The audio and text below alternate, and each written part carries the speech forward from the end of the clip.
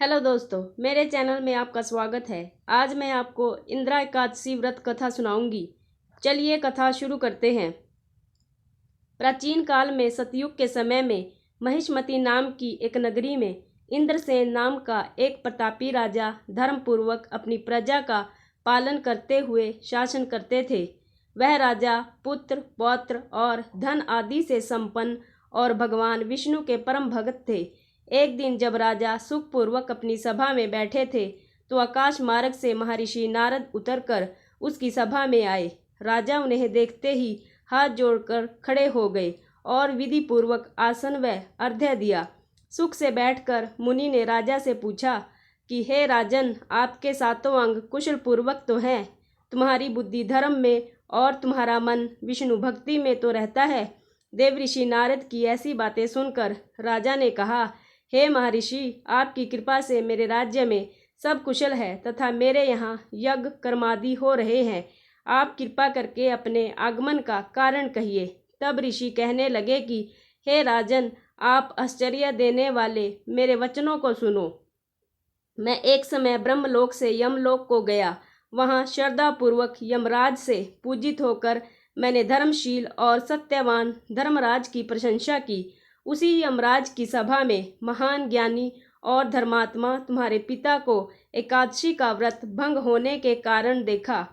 उन्होंने संदेशा दिया, सो मैं तुम्हें संदेशा देने आया हूँ।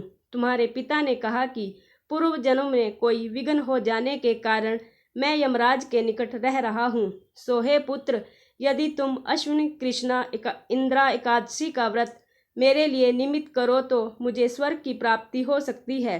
इतना सुनकर राजा कहने लगे कि हे महर्षि, आप इस व्रत की विधि मुझसे कहिए। नारद जी कहने लगे, अश्विन माह की कृष्ण पक्ष की दशमी के दिन प्रातःकाल श्रद्धापूर्वक स्नान आदि से निवृत्त होकर पुनः दोपहर को नदी आदि में जाकर स्नान करो। फिर श्रद्धापूर्वक पितरों का श्राद्ध करें और एक बार भोजन करें। प्रातःकाल होने पर एकादशी के दिन दातून आदि करके स्नान करें। फिर व्रत के नियमों को भक्ति पूर्वक ग्रहण करते हुए प्रतिज्ञा करें कि मैं आज संपूर्ण भोगों को त्याग कर निराहार एकादशी का व्रत करूंगा। मैं आपकी शरण में आया हूँ, आप मेरी रक्षा कीजिए। इस प्रकार नियम पूर्वक शालिग्राम की मूर्ति के आगे विधि पूर्वक श्राद्ध करके योग्य ब्राह्मणों को फलाहार का भोजन कराएं और दक्षिणा दें। पितरों के श्राद्ध से जो बच जाए उसको सूंघ कर गौ को दें तथा धूप दीप गंध पुष्प नैवेद्य आदि सब सामग्री से ऋषिकेश भगवान का पूजन करें। रात में भगवान के निकट जागरण करें। इसके पश्चात द्वादशी के दिन प्रातःकाल होने पर भगवान का पूजन करके ब्राह्मणों को भोजन कराएं।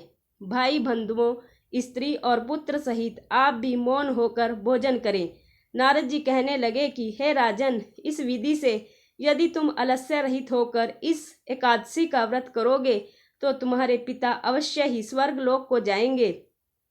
इतना कहकर नारद जी अंतर्ध्यान हो गए। नारद जी के कथनानुसार राजा द्वारा अपने बांधवों तथा दासों सहित व्रत करने से आकाश से पुष्प वर्षा हुई और उस राजा का पिता गरुड़ पर चढ़कर विष्णु लोक को गया। राजा इंद्रसेन भी एकादशी के व्रत के प्रभाव से निष्कंटक राज्य करके अंत में अपने पुत्र को सिंहासन पर बैठाकर स्वर्ग लोक को गया।